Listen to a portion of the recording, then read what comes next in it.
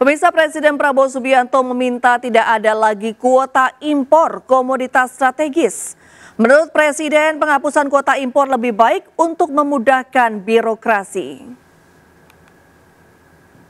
Ya, dalam pidatonya di Sarasehan Ekonomi di Jakarta pada Selasa kemarin, Presiden meminta penghapusan kuota impor diberlakukan, terutama terhadap komoditas yang menyangkut hajat hidup orang banyak.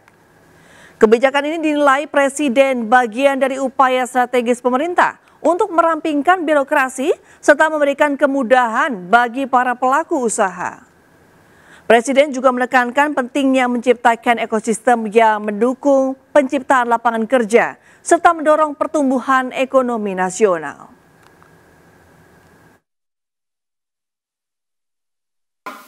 Saya minta ya, ada Menteri Pertanian, ada Menteri Perdagangan, nggak usah ada kuota apalagi semua, nggak ada kuota. Siapa mau impor daging, silakan, siapa aja boleh import. Saudara-saudara, mau impor apa, silakan, buka aja.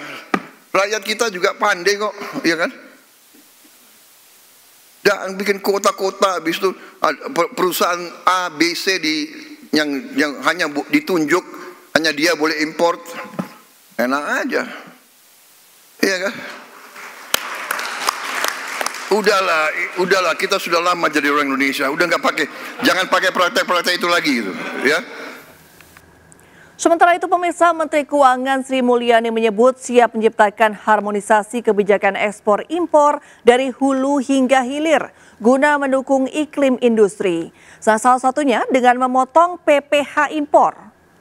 Kita juga akan melakukan harmonisasi kebijakan dan administrasi perpajakan dan kepabeanan untuk aktivitas impor dan ekspor. Sehingga antara policy di hulu hingga ke hilir akan lebih sinergi. Ini untuk memudahkan berbagai transaksi restitusi, perbaikan proses kerja dan fasilitas impor. Kami juga telah mendapatkan feedback dalam situasi seperti ini, mungkin ada perusahaan merger, akuisisi itu perlu untuk lebih cepat dan biasanya ini terhalangi oleh policy karena adanya implikasi perpajakan. Kami sangat terbuka untuk membuka dan melihat aspek perpajakan agar perusahaan-perusahaan yang perlu melakukan merger akuisisi itu jauh bisa lebih agile karena situasi memang mengharuskan begitu. Beberapa fiscal measure ini kalau dihitung berdasarkan imputed tarif adalah sebagai berikut. Kalau perbaikan administrasi perpajakan dan kepabeanan dari mulai pemeriksaan pajak, restitusi pajak, perizinan, ini ekuivalen mengurangi tarif hingga 2% sendiri. Jadi ini adalah reform yang bisa kita lakukan di pajak bea cukai hanya dari sisi administratif penyederhanaan akan mengurangi beban. Jadi kalau tadi dunia usaha akan kena 32%, ini bisa dengan berbagai reform 2% lebih rendah. Kebijakan perpajakan untuk PPh import, kami akan melakukan penyesuaian untuk produk tertentu yang tadinya antara 2,5 ke hanya 0,5%. Ini berarti mengurangi lagi 2% beban tarif. Jadi anything yang bisa mengurangi tarif karena sudah adanya beban tarif selama belum turun dari Amerika, kita akan coba lakukan.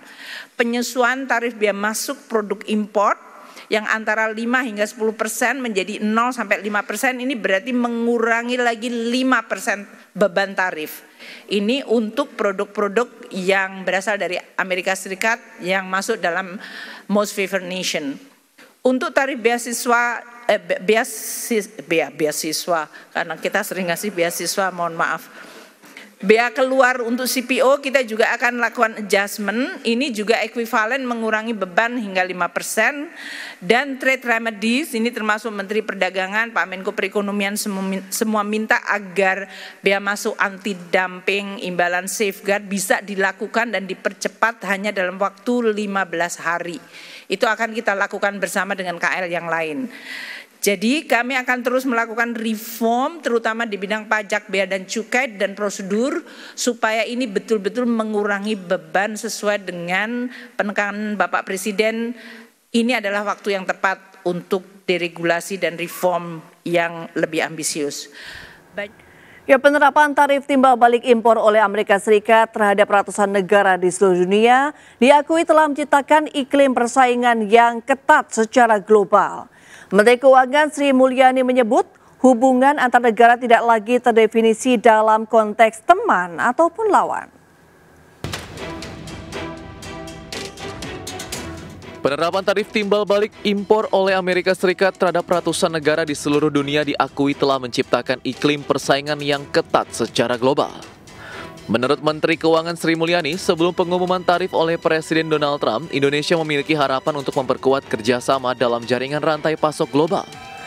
Dalam jaringan tersebut terdapat prinsip kolaborasi antar kawasan yang bersifat bilateral.